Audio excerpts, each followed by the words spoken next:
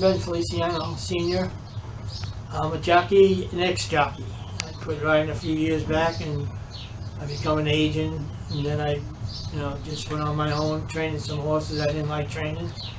It's too hard, too many owners, different personalities, and I didn't get along with them, so I become a jockey agent and did pretty good. I had some good riders, and I come around the racetrack when I was probably 15. My mom signed me out of school. I started in Brooklyn working with the Arab horses. I used to clean the stalls and just take care of the ponies for for them to go to work the next day. And then I didn't get paid much, maybe $1 a week, but I used to get a lot of vegetables to bring home to my family.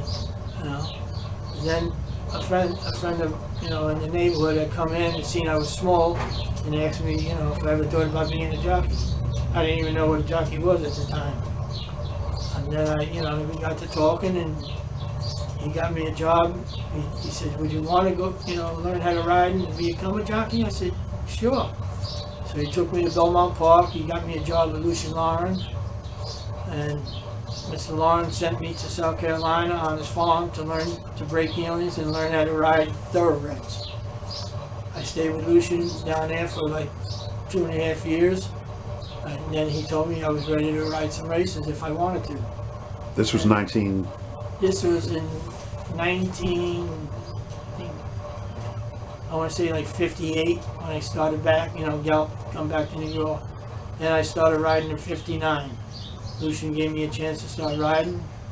And I stayed in New York with Lucian. I had a 5-year contract with him. I stayed with him for probably about 7 years.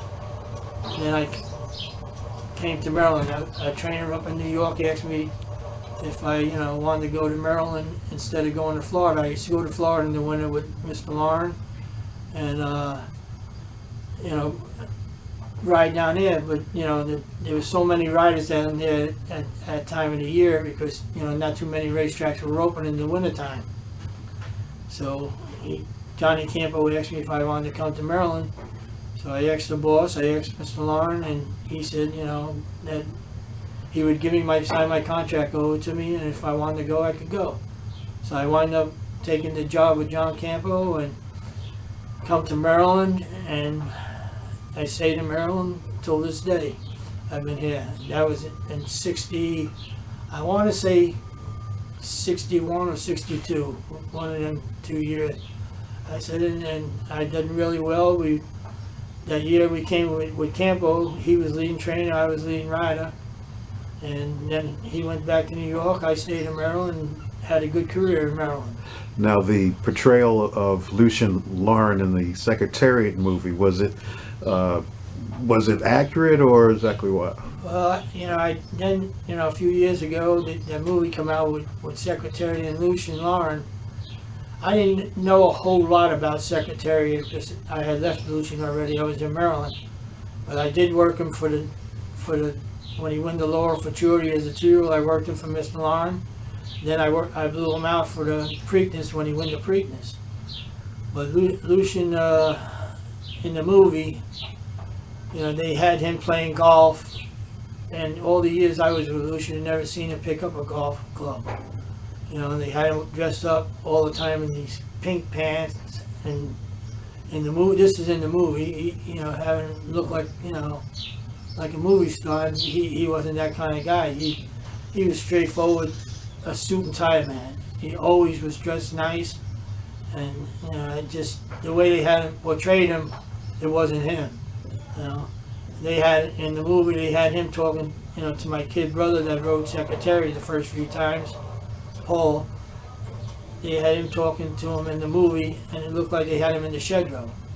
And Paul had, I just got done riding Secretariat, it looked like, and that was, if they were going to do the right thing, they should have done it on the racetrack, not in the barn.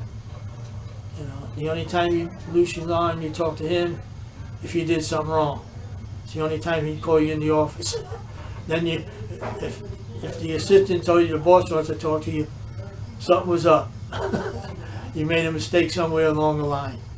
Now, what jockeys helped you out at in Belmont when you started around? Well, when I started riding, all the riders got, they have valets that work for them. Different riders, they have like, 4 or 5 riders the valets do. And I got lucky. I was in had the same valet as a jockey called John Rotz. They called him Gentleman John.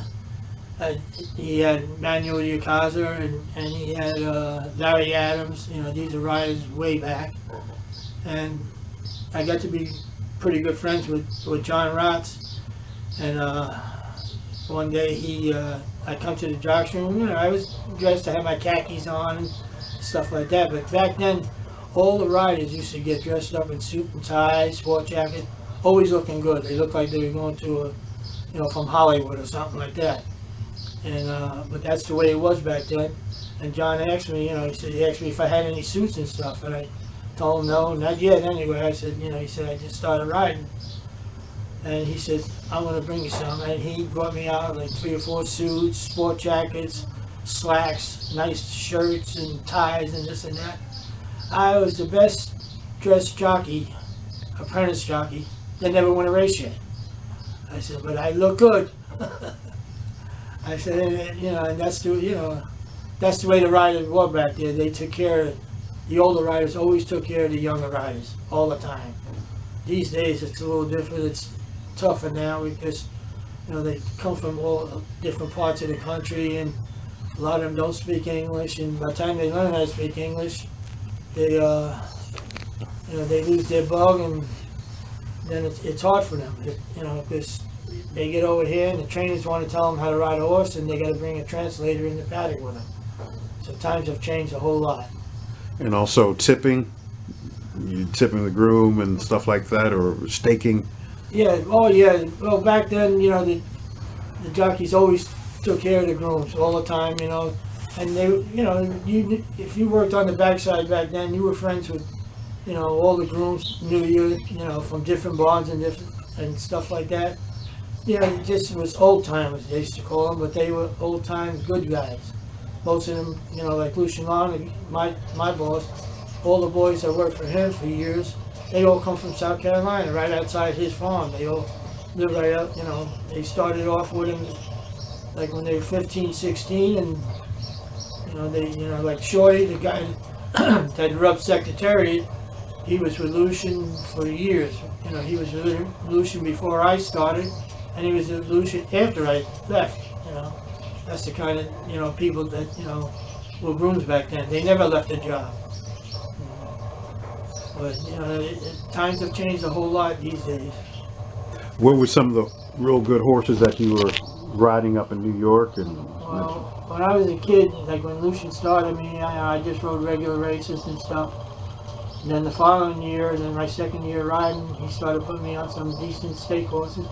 I rode a horse, excuse me, a horse called Tomiga.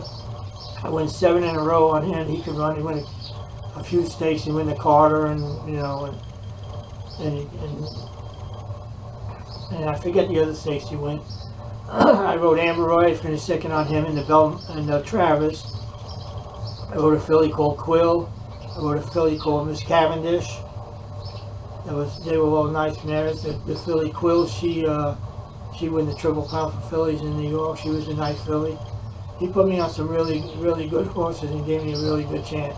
I rode a horse in Maryland for him that we used to bring down from New York, and he won all the Maryland bred stakes. A horse called Repeating, and a horse called Misty Cloud.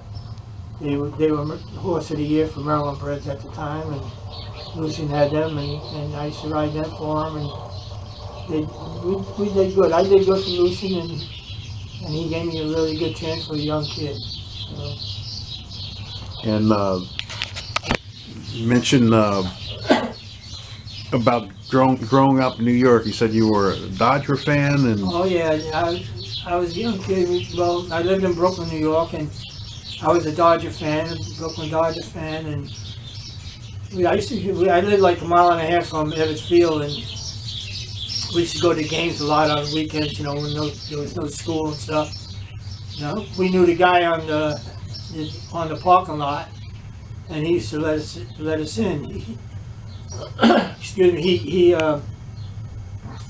he had the gate where all the, you know, the players used to come in and stuff, and all the kids from the neighborhood. He would just let us in, you know, and we watch all the games that we went to, and they left Brooklyn, so I become a Yankee fan.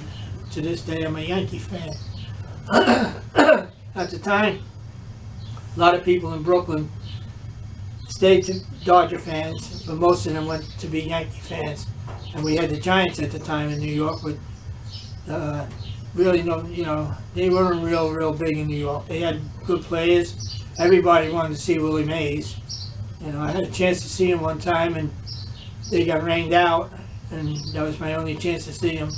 But I seen all the other good players like Brooklyn had. I seen Jackie Robinson, Duke Snyder, just, you know, Don Newcomb, Roy Campanella before he got hurt. He got hurt in a car accident. And but you know, all of them, Junior Gilliam, all them Brooklyn Dodger guys, you know, they used to let us on the field before the game started, and you got to, you know, meet them all, you know. And you said you had autograph? Oh, I used to have autographed balls and everything. I don't know where they wind up at, you know. But then after that, I become a Yankee fan and got to meet Mickey Mantle, you know, and Roger Maris and them kind of guys as I got older and stuff. And you know, I got good memories in New York. It's a mess now, but it's you know, it was a pretty good little city when I was up there.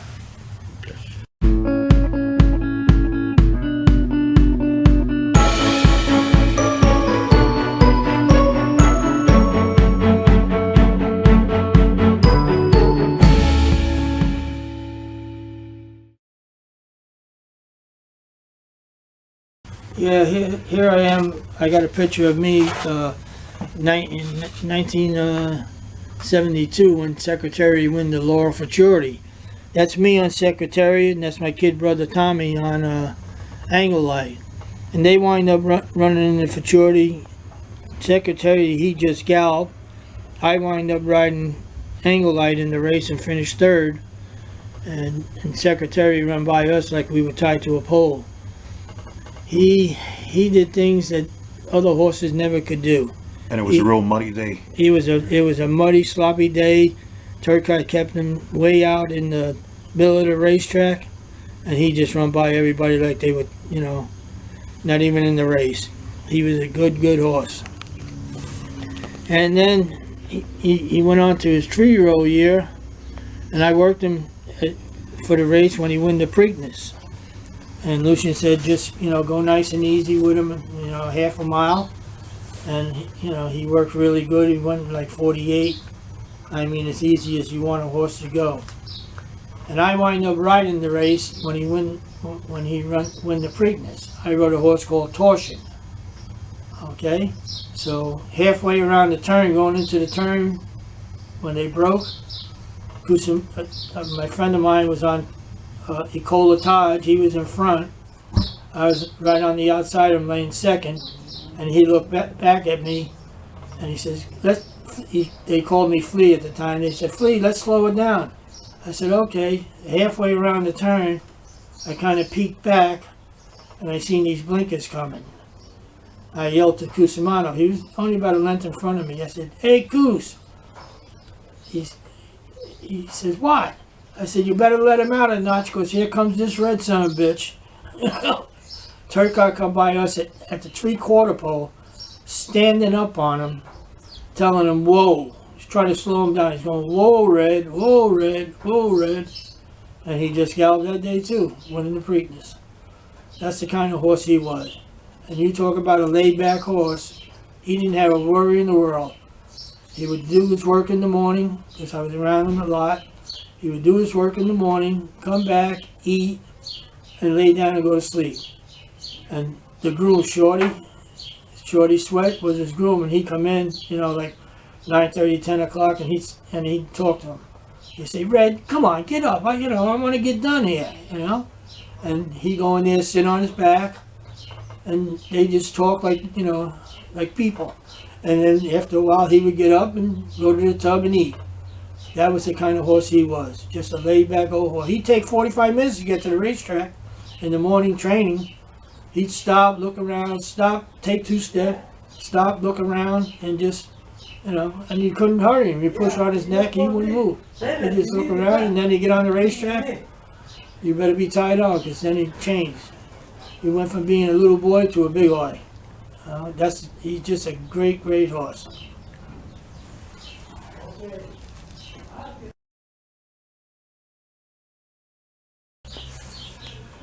Yeah, about Secretary again. I hate talking about him because he was so great.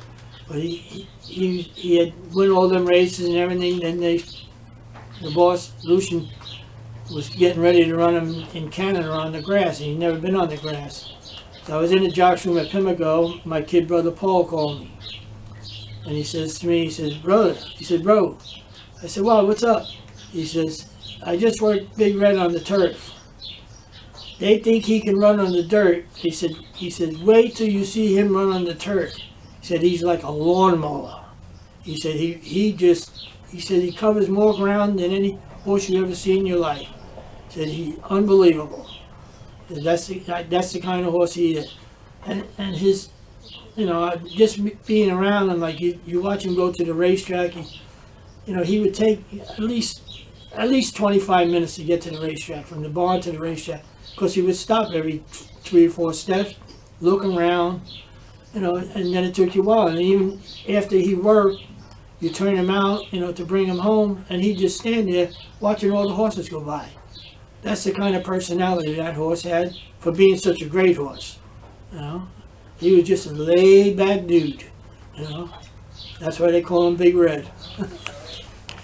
So since you were on Secretariat as a 2-year-old, did you imagine that he could be a Triple Crown winner?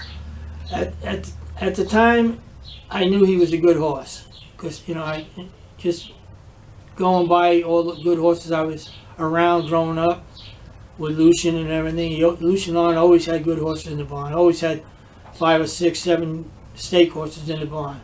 But when you got on Red, he did things that other horses didn't do, And the only thing that you had to think about, if he could go the distance, there wasn't too many horses that were going to beat him. He had a tremendous stride on him and an easy stride. I mean, he did things so easy. It was, it was really unbelievable to be around him. And he was so big and wide. He was like a German tank. I said he was all muscle.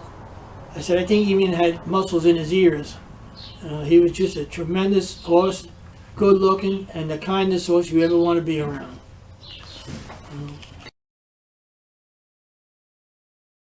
Rode the Preakness Belmont on Jolly Joe against Little Current, and he beat me up pretty bad.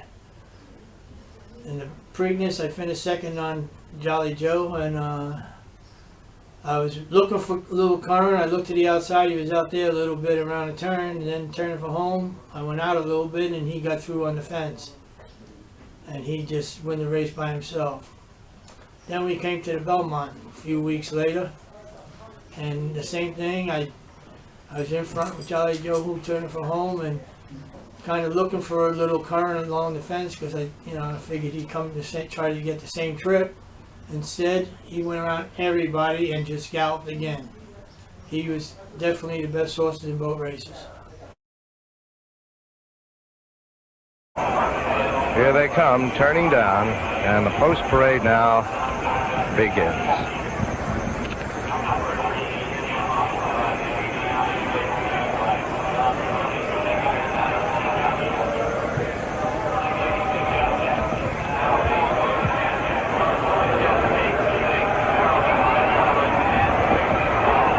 Stretch. Air to the line is the leader as they come to the head of the stretch by 2 lengths. Cannonade is on the outside, beginning to come on. Then along the inside, Little Current is finding some room and also coming on. Tight quarters on the rail, however. They're nearing the finish. On the outside, Air to the line is Cannonade, but Little Current is getting through, and here he comes.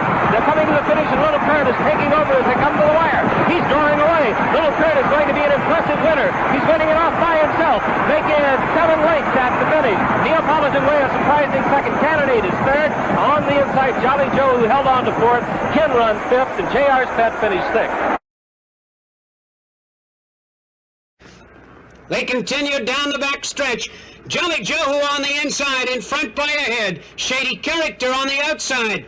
A gap of a length and a quarter, and Cannonade is now third by 3/4 of a length. Sea Songster fourth, Hudson County fifth. Rube the Great is next. Around the far turn they go. It's Jolly Joe with Ben Feliciano on the rail, in front by a head. On the outside now, Cannonade with Velasquez moving to challenge. Shady Character is third, a length and a half. Sea Songster fourth. Rube the Great gaining ground on the inside fifth. Hudson County sixth, and Little Card is seventh. Gap of 5 to Ken Run and Bold and Fancy. Coming now to the quarter pole. On the inside, Jolly Joe holding on. Cannonade challenges from the outside, a quarter of a mile to the finish. Cannonade gets the lead by a head. Jolly Joe who's second, and that's Little Current on the outside, closing strongly now third. Miguel Rivera in the saddle, bringing Little Current to the front. Taking command by 2 lengths. Cannonade second, Jolly Joe third, Rube the Great and Ken Run. Past the 16th pole, Little Current drawing away in front. Yeah, the thing with Jolly Joe, who was, he run into, Little Current and was a better horse than him, but Jolly Joe himself was a pretty good horse. He was a really tough horse to be around. He was real mean and stuff, and he didn't give you 100% all the time. Just like when I went on the Campbell on him, around a turn I thought he was going to win by 10, and at the quarter pole he just turned everything loose, and I had to really ride him hard to make him win the race, and he got up. And as a 2-year-old, we thought he could be any kind of horse. He won the Prince George. He won all the Maryland bred stakes around here, just about. And then he got into his 3-year-old year, and for him, he run into Little Current. Otherwise he would have been a graded stake winner. If he would try all the time, he could probably been a graded stake winner. But he was a very good Maryland bred. Just the only bad thing about him, he's his own worst enemy. He would, bite people. He would bite the pony going to pose. He would, just bad things all the time. Never stayed out of trouble. That's the type of horse he was. He had a special groom, because nobody else would go in the stall with him because he'd run you out of the stall. He's a very big horse. A lot of, probably 1,200 pounds or something like that. And he was just a tough horse to be around. And we won a lot of stakes with him. We thought he was a good horse right from the go. And if he was a well-mannered horse, he would have been a really nice horse.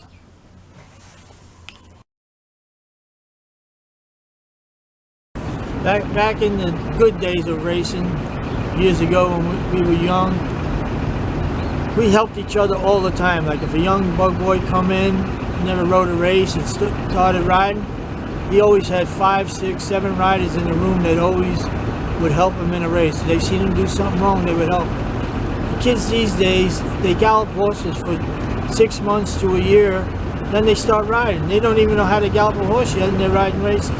So it takes them another 3 years to learn how to ride. Yeah, no teachers at all in there. So it's a big difference these days and way back.